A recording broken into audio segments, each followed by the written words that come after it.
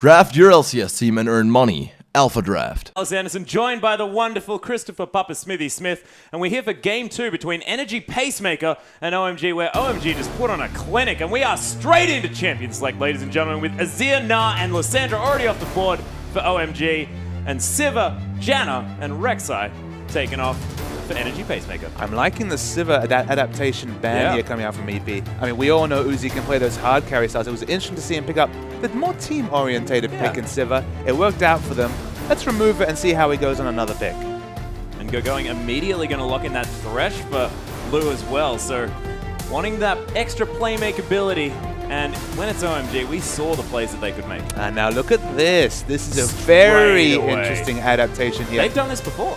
And it's a very interesting adaptation because look now, the two strongest junglers available in the pool both go straight to EP. Oh, and Loveling has a few options up his sleeve. Of course, this guy's been jungling for an incredibly long time, knows a few champions, and he's cycling through them now. He's hovering over some very strong picks. It'll be interesting to see what he settles on here. Rengar does seem to be that fourth jungler that we could almost put into that top trinity. I mean, it has that different flavor, right? Like a lot of the strongest junglers, they have that power from level 2, level 3. Rengar, he can counter gain very strong at level 3 once he has his abilities, which OMG as an old Chinese squad may be able to take advantage of, much like Samsung White. But also, he really hits that power spike at 6, so it's a different flavor. Expect OMG to adjust accordingly. Yeah, and Kane just locking in that comfort pick as well now, locking away that Corki, and we saw him playing very, very well on that champion in the last game, especially in the early stages. Some of those team fights were a little bit rough for him, but did still manage to get a fair bit of that rocket damage, and we've now got Shu sitting on that Braum, so really tanky, and we've been seeing this duo happening a lot, but Uzi is going to lock in the Vayne, and I think we should just talk about that for the rest of the He locked it in quickly, and this is the hyper carry we want to see. This is the hyper carry flavor that Uzi's famous for. Definitely putting hype into hyper carry. But it's one of those things where that worked on Starhorn Royal Club. They were all about Uzi. Yeah. Cool, going. They're going to get right in there as well here. So how will that hyper carry work with slightly less pure resources for that hyper carry player Uzi? Yeah, and actually Lu in the mid lane here on the Syndra now, so we're going to see the reverse matchup coming through between our mid laners of OMG and Energy Pacemaker, and we'll see whether that goes the same way that the champions brought it through last time, or whether this is going to be cool, sort of letting Lu know exactly how to make that one work. It's interesting. I mean, any sort of targeted burst on a carry like Vayne who's so slippery, it's going to help out. Certainly is. That Unleashed Power is going to be very helpful there, because even if you're stealth, you're going to be smacked by a bunch of Dark Spheres. Absolutely. See whether he does manage to get that one through, as we are waiting for this game to kick off, and I'm really excited to see Uzi on this Vayne. No, it's just interesting because it's going to be another flavor. We've seen the supportive AD carry who still can carry in her own right, and Siva, and of course Uzi was running through those team fights by the end and picking up that Quadra. Yeah. He can still do that on the Vayne, but it's going to be harder for him. He's going to need to really have those mechanics down pat, and he's not one we want to question, though. Yeah. A fantastic player. We're certainly not going to be questioning Uzi's mechanics. We know this guy to pressure everyone at all times, even on this Vayne. I mean, we've seen this in the past, and he doesn't play like he thinks that Vayne is weak in the early game, which generally you would be under the impression that she is, but doesn't mind. And picking it up into a Corki as well, which is arguably one of the best AD carries to have against a Vayne if they do have those standard lanes at the beginning. Well, a Vayne's success often comes from split pushing in the late game, right? You know, usually once you pick up that Blade of the Ruin King, you have that massive power spike, you're able to chase people down with your ultimate. But split pushing isn't really OMG's game. They love to group, they love to take down those turrets, bash them down, get the vision down, get picks, and take objectives. That's not what you pick Vayne for. You pick Vayne for small engagements, you pick it for split pushing. It's going to be a huge different flavor to this OMG team. Can they pull it off? We'll see whether they can as we do hop onto the Rift, ladies and gentlemen, with Energy Pacemaker now on our red side and OMG on the blue. We're picking up a different skin here just to make it a different flavor in the mid lane. Cool, just defaulting back. Doesn't need a skin. Nah, cool guys don't need skins. Faker taught us that. As Shu, cute little warding with the distortion available there as well by Cool. Gonna know exactly where everyone's wandering around. And another face-off. We'll see who manages to get out ahead as Cool waits for that distortion cooldown. So we ended up with this Jarvan versus Irelia matchup up the top lane here. And of course, Jarvan's going to have that burst damage. It'll be interesting to see how much AD he stacks here. Will it be Tiamat into tanky? Will it be just maybe some armor penetration into tanky?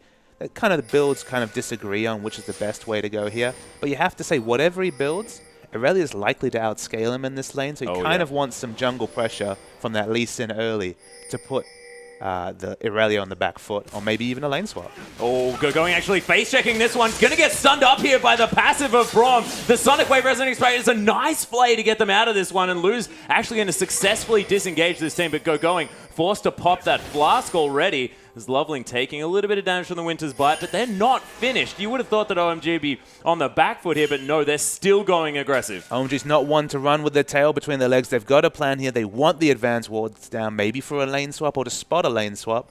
And hey, it doesn't matter if someone's at half health. They're going to push for it anyway. They certainly are, and Kane actually already waiting in this bottom lane, so it's going to be only 4 members here for Energy Pacemaker, and this red buff is going to be taken by OMG. Just such aggressive play, and Kane wanting to get this freeze happening early. I've got to say, I've never seen a team with a Summoner Spell disadvantage at level 1 actually go in, steal a buff, and get the result they were looking for. That's just the power play of this OMG squad. Yeah, it doesn't really matter though. Energy Pacemaker able to steal away the red buff on the other side, so it's going to be a bit of vertical jungling coming through by both sides. That is assuming OMG is going to head straight back to their blue.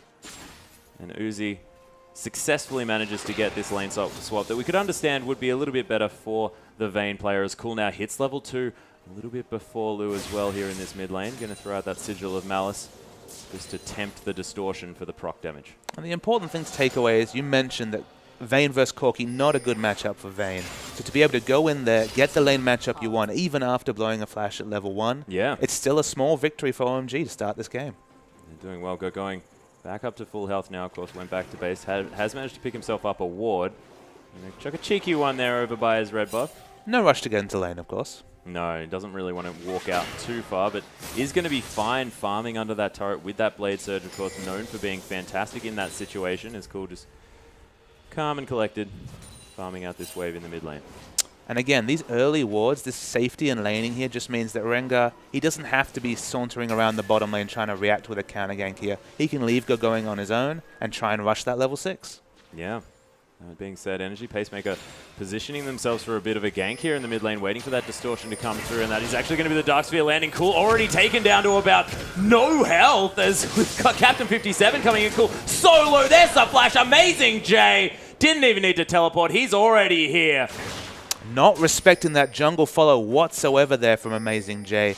Jarvan has access to so much CC and was able to get in there for the first blood. Nice little advantage for EP. Yeah, and again, Energy Pacemaker playing fantastically straight out of the gate here, as we've got Blade Surge and Equilibrium Strike being utilized against Kane by Going, getting out of that Phosphorus Bomb quite nicely.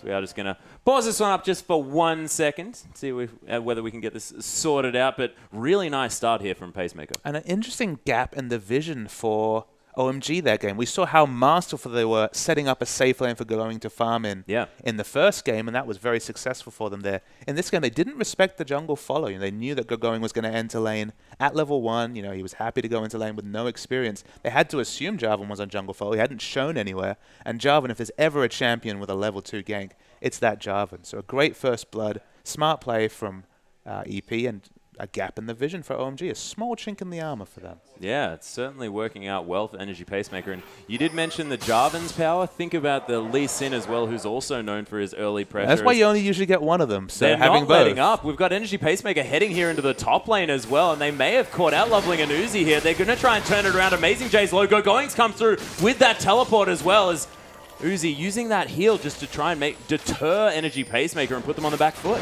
Drawing a summoner spell from Going there just means, if you look down bot, thankfully the wave has pushed out for Going, so he's not going to lose a massive amount of creeps to the turret, but still, a summoner spell blown. Yeah, and OMG actually transitioning this to try and get pressure onto this outer turret. There are 3 members here, though.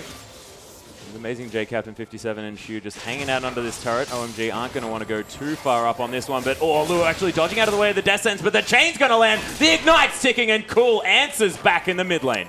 And it's off the chain right there. A really bad pun, but you're a funny guy. A great roam coming out there from OMG's support. Yeah, fantastic work by Lou there as well, killing his namesake there in the mid lane. No confusion whatsoever with those names. No confusion. No, not at all. I'm never known to get confused. So we look at the CS values. We look at the CS values between the 2 top lanes here. Jarvan struggling a bit, of course, has that kill, so that will make up for about 13 creeps or so. So he's slightly in the advantage, but It's up to Aurelia here to get a bit of support so she can get into lane and tussle with this Corki. Yeah, and one thing about Vayne as well is the fact that she's actually not too bad in a 1v1 situation on this champion. Going actually dancing around there with that Blade Surge. She'll be able to clear out as many of these as she can, but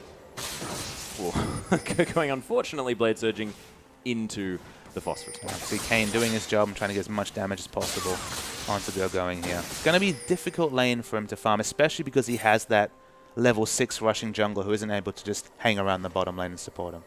Yeah, Loveling actually only level 4 at this stage. Going to be trying to clear out as quickly as he can. Uzi just taking his time, wanting to scale up into this game. Now 39 CS to the 46 here of Kane, but different situations for these AD carries. And looking in the mid lane here, of course, it is the reverse matchup. The LeBlanc versus Ari, sorry, the LeBlanc versus Syndra once again. Cole is behind in CS, but certainly not to the extent that Luo was last game. No, it's only 4 here as well, and he's got a few more creeps here hanging out in the mid side. It's Captain 57 looking for Loveling, but he does have that ward available. Going to leap out of this brush. There's the stun coming through from the Bowler Strike as well, and Captain 57 forced to safeguard away to that ward. In fact, put an extra one down just for some more security. Yeah, picking up the Scuttle Crab on his exit there. Down the bottom lane here. Going doing his best to deal with all the pressure coming out of Kane. Yeah, he's going to be surging around. You can see Kane taking a little bit of a turret shot there, but with Going with 1 shot left on that passive, you're going to get stunned up under the turret, so it's a little bit tough, but can farm this one out, of course. 25 now to the 11 of Amazing J. He's struggling up there against Uzi. Now just forced to head back into his jungle. It's interesting to see the different philosophies here. Of course, we've seen EP's bottom lane has been pushed out a lot of the time, so of course Irelia will pick up some of that CS at the turret. One of her kit obviously affords a lot of that, as we see Luo coming for a bit of support here. The difference here is that Vayne has been keeping the creeps holding that wave right next to her turret, and of course with a jungler who has a lot of pressure from level 6 onwards, just wants to control the wave, ensure Jarvan gets nowhere near it, and farm up safely. Yeah, and as Amazing J did in their last match that we saw, is going to be going for that Tiamat straight out of the gate, not wanting to go for any of those defensive stats early, as Loveling is going to try and capitalize on that one. Maybe a little bit by setting up a gank, but not going to really find anything. I do like the communication between Uzi and Loveling there, though. Whenever there's a chance that Jarvan's going to be able to get safely to this minion wave, harass him away. Yep. And it's working out very, very well. Only 14 CS now. That's double going for Going here as far as this top lane matchup is concerned. Does have the kill under his belt, so overall gold will be similar, but doesn't look like things are going to change too fast against this Vayne, especially now that level 6 is out. Yep, Going having a little bit of a better time now that Lu's here just to give him a bit of a hand, and he's going to get the Equilibrium Strike here. The Transcender Blade's coming in as well, but they are just going to back out. Oh, shoot, getting caught by that death sentence there a little bit, but Unbreakable's pretty strong at stopping that damage. I mean, Aurelia's scaling damage with level more so than with items, apart from that Trinity Force pickup. So have to be careful. He has so much CC available between Aurelia and Thresh. Yeah, really, really is. We saw that in effect there. Just a little bit defensively as a little bit more pressure is down onto Kane, who's running very low on that mana. And Energy Pacemaker considering a dragon, but might go for some sort of play here down the bottom, but they're going to head back actually, start this dragon off early. They know Luo is low, of course Vayne's in the top lane here. Teleport is available, so they will have 5 members if they so choose to. It's actually a very good dragon pickup here. It's nice to see them pick up the first dragon. Very decisive play coming out of EP. Extraordinarily well timed with the back here by Cool as well, so Energy Pacemaker not letting up on the pressure this game and making sure that they're putting OMG through their paces despite a difficult game 1. And if you initiate that lane swap on the blue side, there's always the chance you give up dragon control just because you have someone up the top lane without teleport there. So it's just good for EP, even against a Goliath team like OMG, to respect that, take advantage of what's been presented to them, and pick up that early objective. Yeah, going really, really well. Of course, Cool now with a little bit of a CS advantage in the mid lane. Does have a little bit of extra gold as well, couple of hundred, due to the fact that he has that kill instead of the assist. Uzi's going to back with basically a full Blade of the Ruin King, holding on to 2,600 gold already, but look, people are looking. Yeah, she actually using... There's the Thrill of the Hunt pop there as well. So much burst coming through from Cool. It's a nice exhaust, but maybe not on the member he wants, as Cool's going to clear up that kill. And Amazing J, you are in the wrong position, buddy. Uzi gets that kill donated to him on a silver platter. Killing a Braum through Unbreakable is a very frustrating exercise, but they get both kills there. Uzi now does have the gold for his Blade of the Ruin King. Such a massive power spike from just the Doran blade he's been sitting on. Yeah, really, really huge. And we talk about Corki as having this mid-game power spike and Vayne more being this late-game hyper carry, but at this stage, if Uzi does get going like this, I mean, he's going to have the power straight away. It's an interesting thing just because Uzi will have that split push power spike, he'll be unassailable in the top lane to any of EP's champions. Corki will have that grouping team fight power spike. So it's different types of power spike. And if both teams play around them ideally, it could actually even out, despite Vayne going to be very, very strong. Yep, nice timing on that rocket coming through from Kane just as that Blade Surge came in on the cannon creep. Making sure he gets as much harass as possible. And is going to be able to take down this turret as we do have the safeguard to the ward there. The Dragon Rage kick onto the side. Going, trying to use some fancy footwork to get out of this one. Sonic Wave's not going to land. They do manage to get the stun, but going safely under his turret. And Going was always famous for being one of the hardest players to turret dive. His smooth moves under the turret. Oh, yeah. Wonderful there, and he gets away safely. Yeah, and that's his veteran status coming in there as well. You could imagine just calm and collected in these pressure situations, and we saw that to great effect. And when casting previous Chinese games, it wasn't uncommon for Going to be turret dived when playing Renekton and pick up a double kill. And it's the same sort of flavor that gets him out of those hairy situations other people might fall to. Yeah, Renekton's sort of that champion that you don't necessarily want to turret dive. I mean, Aurelia's no fun either. Let's be real. True. Yeah. Going definitely playing well, though. Uzi migrating down to this bottom side of the map now. It's hard to communicate how big a power spike a completed Blade of the Ruin King and Boots is on Uzi right now. And you have to think Corki's like, I don't really want to go back to that bottom lane. Not now, not ever. He does almost have his Trinity Force as well, so that's going to be a power spike in unto itself. Only needs about 800 gold for that one. But it isn't completed yet, and that's what you need. You need the whole thing in order to be powerful here. That Dragon coming up in about 2 or 3 minutes. And OMG will want to try and pressure for that one because, of course, Energy Pacemaker with a fantastic move to pick up there first. And crazy pick potential coming out of Cool and Loveling there, so definitely not a brush that EP want to check. Looks like going to be an answer with a turret here, and maybe start to get some Dragon control after missing out on that first one. Yeah, Kane trying to get Uzi off this one. It is successful. Now going to be able to clear their way through, so not going to be able to take that turret just yet, but it is quite low. And we look up the top lane here. Aurelia is obviously moving out there. Now, Jarvan coming to me. Is that damage Jarvan at least to begin with a Tiamat pickup here? Yeah. It'll be interesting to see what the first trades between these two top lanes look like, but Loveling's going in. Oh, we have Thrill the Hunt coming down here. Captain 57 is going to get stunned up immediately. Cool's here as well, and the lockdown's long enough for the massive amount of burst to come through, and Cool easily secures that kill. I mean, that duo bursting a jungler is a scary, scary fact 13 minutes into the game. It certainly is, and it's actually Loveling having a bit of a giggle. Hanging out by that ward, and he's going to head back. He's not done here as we've got the final hour being popped here as well. Uzi's going to flash forward aggressively. Loveling's going down very, very low. Uzi gets exhausted here as well. They're trying to turn this around. There's the Silver Bolt clock, and here's the mechanics coming through from Uzi. He's still not dead, but Amazing J flashes onto his face. Going's in the backside, though, and Shu and Amazing J, they're going to have to try and get the heck out of this one, as it's a nice net to come in as well. Cool's back. There's a nice chain. The Ignite coming down. Amazing J's probably going to die to that one as Going now going to get turned around upon, but it's a nice Lantern to come through as well, but Going getting kicked out of this one. Luo's going to be just evaporated there, just not going to have the tanky stats that he wants just with that Morella Nomicon, and OMG. I don't even really know what happened there because everyone was just filing in left, right, and center. Target selection's that term that we always use there. And look at how many low HP members there are for OMG compared to the 4 deaths that were suffered on EP's side. Target selection, the ability to call in teamfights who to focus on. That's the difference between a teamfight victory and just kind of walking away, shaking your head for EP. Yeah, they were a little bit, but, you know, they did manage to file around effectively. And Amazing J picked himself up another kill. We'll see whether he can transfer that into some more power around this next dragon, which you have to think that they have to try and deny away from OMG because that's going to be so many stats that they can deny. And you can see the mindset differences between Cool and Plo here. Looking at the items picked up here, LeBlanc 4-1-2 now has the Morella Nomicon into that Needless Large one, all about the burst damage. And Syndra recognizes that's what Luo needs to do as well.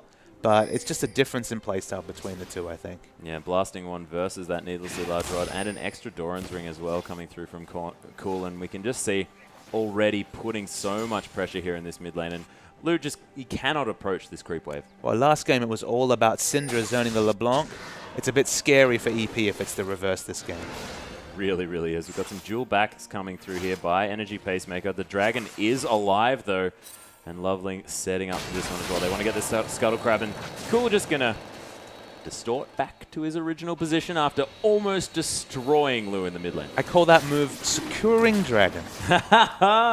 zone away so much of that potential AoE CC that Scatter the Weak brings, and it's going to be the duo dragon, the support and jungler, and that is a very easy first dragon pickup here by OMG. So if we see a 3-1-1 coming, I'm just not clear who is going to be able to stand tall next to Aurelia and Vayne here on the EP side. That's kind of the worry here. They have great teamfight damage, great picks, but in a 1v1 sense, Uzi and Gogoing are going to be massive in about 5 minutes' time.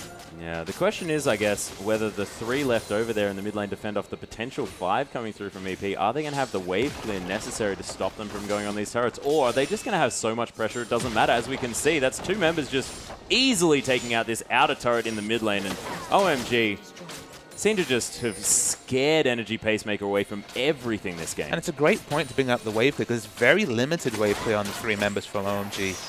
Oh, Captain 57 gets caught by the Death Sense. It's a nice flash over the wall there as well. The Unbreakable to come through.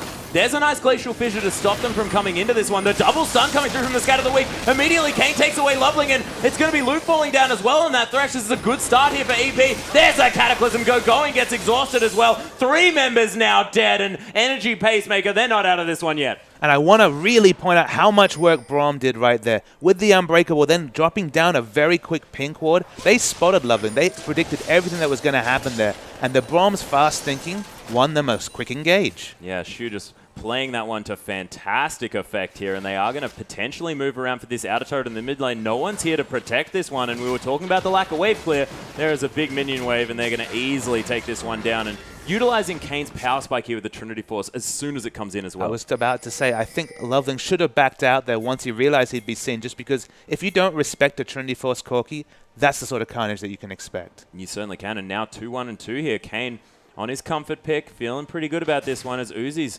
spotted him out around here. We'll see whether he does want to go for this 1v1. Has been spotted by that ward, and Kane definitely giving him the respect, backing as far away from that creep wave as he can. And this is where the interesting part of the game comes in. I don't know who you send against Uzi at this point. Maybe a Randuin's Jarvan. He doesn't have it yet, and now he needs to run. Thrill of the Hunt has been popped. He's going to be able to get the lockdown there as well. And this is the 3rd time we've seen it, and it's happened yet again. And it's the difference between the split pushes. Some of them get away with it, and some of them get exploded. Yep, it's going to be the Unbreakable they're used to stop Luo from really being able to do much. And Kane's trying to get this damage down. The stun is inevitable here onto Luo. There's a Phosphorus Bomb. Kane just takes down that Thresh with relative ease. But you'll always take a trade where you're able to take a top laner out and push up a lane compared to just really overextending to pick up just a single kill. So you still have to give that little engagement window to OMG. Yeah, and we do have actually Uzi building up a Ghost Blade by the looks of things on this Vayne. The purple build, as it is otherwise known. It's the split push special. It certainly is, and once you get that active down when you're taking down that turret, you're going to be doing a fair bit of damage to that one. Well, it's more that whenever someone comes in vision range and gets Blade the Ruined King, they're dead. Yeah, they are dead, and you could imagine that with Uzi in the hands of this Vayne, or with Vayne in the hands of Uzi, sometimes it's hard to separate those two things.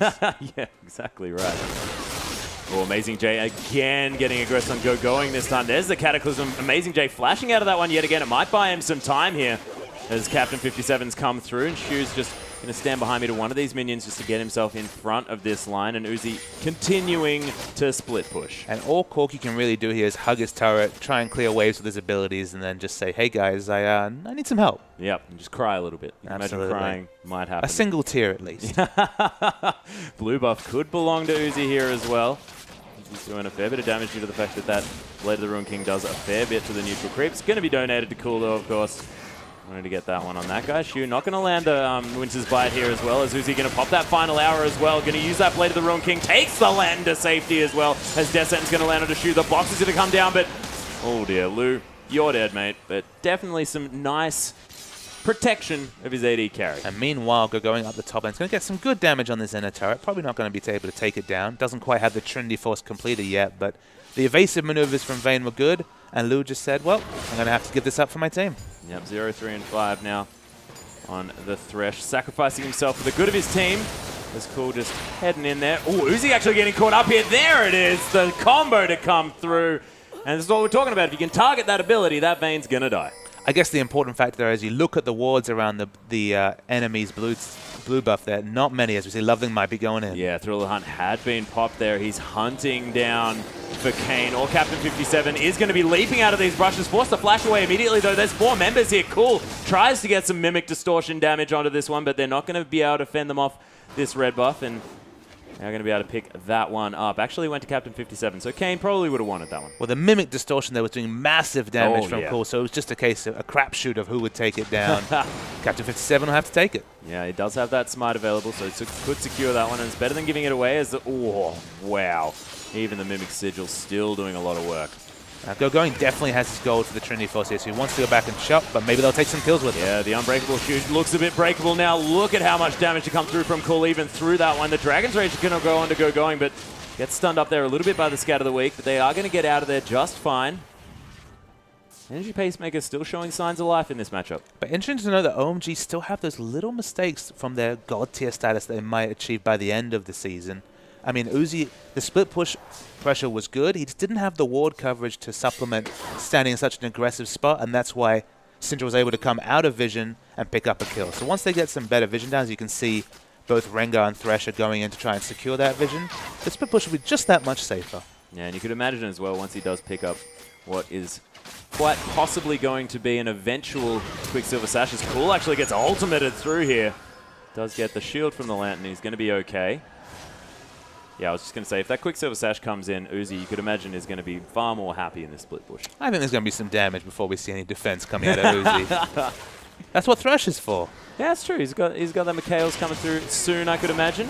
Nice timing on signing the Dragon here. They know that LeBlanc's had to back away. This could be a second Dragon coming down from EP. It's not quite the gold lead that you get in previous seasons, but look, getting objective control over OMG, it's a rare feat. Yeah, 2 Dragons to 1 now. You could imagine that is going to even this game up most definitely, as Transcendent Blade's going to be used by Go-Going here. They want to get this inner turret in the mid lane as a response. Lovely and Go-Going with not too much damage, and Loveland going to get caught up here just a little bit by that Scat of the Week.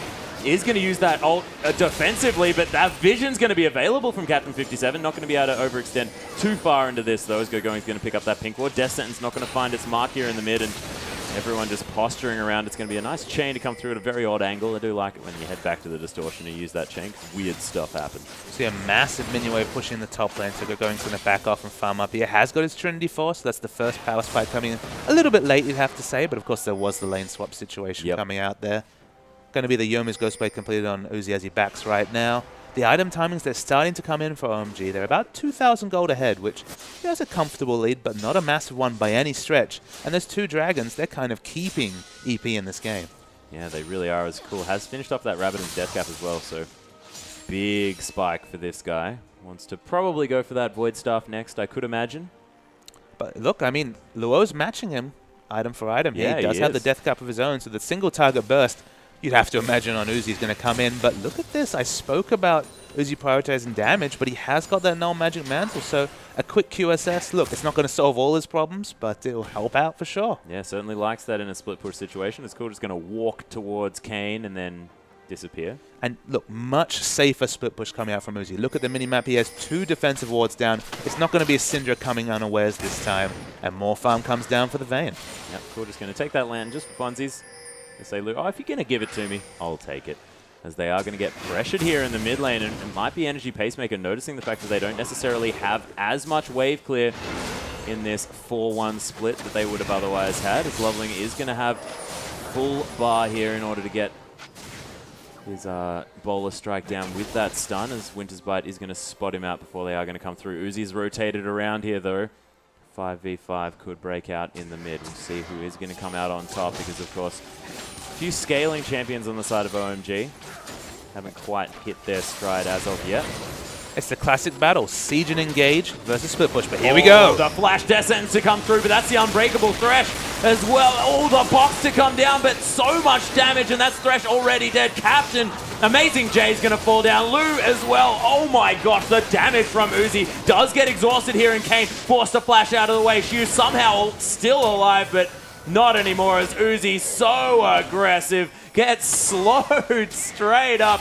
It's a nice chilling smite, but why would you go back in on that one, as Cool just distorts him to death? The Lee Syndrome finally comes in there in this second game here. The go button was hit. That once that threshold hit, I thought, well, this is not the one you want to follow. It was on Braum, who counter-engaged, but OMG slightly too strong right now. They're going to push down this turret, and it should be the first inhibitor of the game to OMG. Yeah, and I really like Lou's sacrificial play here this game as well. Using that box, setting it up, getting all of his abilities down, as we do actually have, oh my gosh, Loveling just getting eliminated here. Uzi's down so low. Kane, is he going to be able to do it? But no, Uzi with the smooth moves picks up a double. Uzi always finds a way to survive. He does it again right there. Excellent target selection.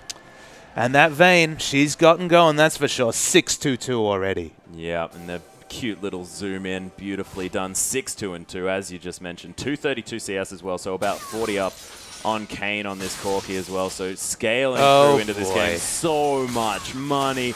2,000 in the lead over his opposite number on the other side. And you have to think he's a kid in the candy store in the shop right now. Oh, picks up the QSS and finishes that last Whisper as well. No one can go toe-to-toe against one of Uzi these, anymore. one of those, and then some more kills coming my way. Oh, yeah, just hanging out or just taking everything from the shelves.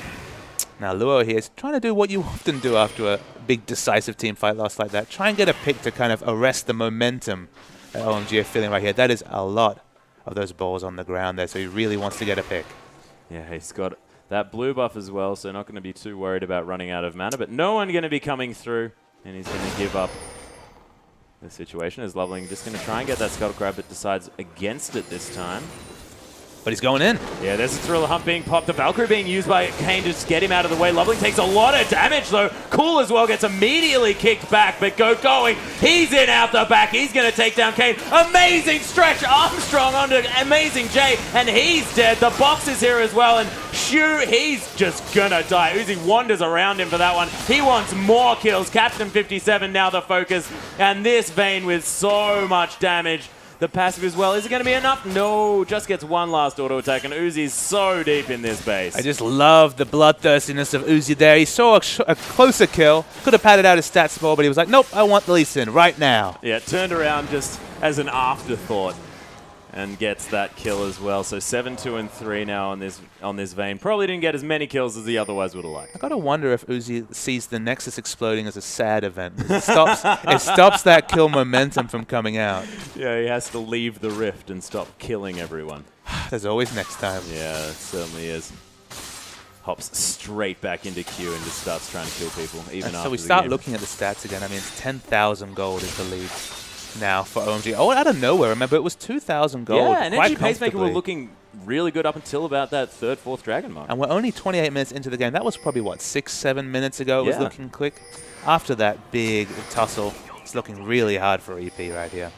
Well, Thriller Hunt has been popped, but they've found multiple members here. It's a nice knock-up here from Amazing J. The Cataclysm come through. Lou's going to die straight away. Cool's just going to distort his way in. Lou was there for a sec, but now he's gone. And Kane coming in with a fair bit of damage. Uzi's going low, but look at the burst potential. That's going to be the double coming through for Uzi now as well. The final hour's popped. Kane's dead. Cool's going to pick up that kill as well as he gets the heck out of here. Scrying Orb going to be used. They're looking for more kills. And you have to say, we're getting questions answered for us here, Atlas. Oh, what yeah. does OMG look like when they're ahead? They look scary. Yeah, they certainly look terrifying. 9 kills on both of their massive carries over here as well in this LeBlanc and the Vayne. And man, DFG was actually picked up. I thought Void Staff sort of for the safer option. Nah, ultra aggressive Deathfire Graph going to come through from Cool. And I can only imagine how much distraught this OMG lineup will unleash on their enemies. You look down the lineup, well, Aurelia's fed and farmed. LeBlanc and Vayne are fed out of their minds. What do you do in a team fight? Who do you target? Maybe the closest target. That's all you can do. Doesn't matter. It's all just people to kill here on the side of OMG, and they're just going to clear out these objectives as they can find them. And man, what do you do if you're Energy Pacemaker in this situation? It must be so hard to keep that morale up. I think you just try and take out what you can from the rest of the game. Maybe work on your vision, maybe work on your target selection. It's going to be a very difficult one to come back from, unfortunately, for them. Certainly is, as going and Uzi just together. Going to be clearing out these waves, and it looks like the bottom lane is going to be the focus for the next inhibitor. Cool's just hanging out in the base of Energy Pacemaker. Not too worried here at all. Does have that distortion, be so sneaky. And they are all going to file in here. They want the last team fight. There's the flash. The Descent's not going to find his mark, though. Loveling going to launch himself onto this one. And Shu's not really the target they want to focus on because he's so tanky. You've got the Lantern is just hanging out, but no one really hard engaging onto this one. The Descent's going to land on a shoot yet again. Cool's going to finally take him down. Amazing J traps 3 people in the Cataclysm, but that was just trapping himself to die as Uzi now aggressive as you like. Going as well. Uzi flashing aggressively. This is the guy. OMG. Cool just annihilates Captain 57, and I don't think Energy Pacemaker want to leave that fountain because that just means that they're going to die. Highlight reel play after highlight reel play for each of the 3 OMG main carries right here. Loveling no slouch, of course, with all the initiations. You have to think that's going to be the game. Yeah, that's the second inhibitor going to fall down as Cool just trying to throw out some more abilities here. The Unleashed Power is available here from Luo, so he might be able to do a little bit of work if they manage to get these turrets helping them out. As Going's actually going to flash on him. Transcendent Blades coming through yet again, and with so much extra tenacity on the side of Going, he's not too worried about getting stunned up. There's overstaying, and they're still being in the base right now, about 2 minutes after a fight. They're finally sauntering off. They just want to go buy a few more items and come back, I think. Yeah, and Loveling and Luce still just so low health, but happy to hang out as Energy Pacemaker finally make their way out of their base, or the shambles that used to be their base. Yeah, not too much to take if you're an EPHK fan right here. Although Uzi might get caught up here. He does get knocked up. There's the Sonic Wave. Resonating Strike, a nice ground slam with the Tempest. And Captain 57 picks himself up a kill on the main carry. Well, at least some catharsis coming out for the EP guys, finally getting on top of that vein. Oh, Captain 57 not done yet. Oh, not going to quite find Cool, who's very low on mana. Multiple wards getting popped down here. Is Cool just going to hang out in the middle of nowhere and just back? He's not too worried about what's going on. Loveling popped that Thrill of the Hunt. He's got a fair bit of cooldown reduction now. Probably doesn't... Oh, actually not too much. Went for that Banshee's Veil instead. He's just scouting out, hoping for a quick pick there. I imagine the plan now is just to pick up that Baron vision, take that objective down. You have the waves pushing so hard, of course, and from there close out the game. Yeah, it seems to be a little bit of a spiral here for Energy Pacemaker. They're going to have a wondrous engage. As Kane's getting found by Loveling here, but he's a tanky Rengar. Not exactly with the damage that you'd want, and that's just an easy kill here for Kane. As Going's come through, immediately gets exhausted though as well, and he's going to get stunned at the same time. This 2v1 situation working out for Energy Pacemaker. Worth noting, of course, no real cavalry coming through here. Cool though, he's in the brush. Yeah, we do. Okay. Okay, Amazing J I think was there. I'm not sure.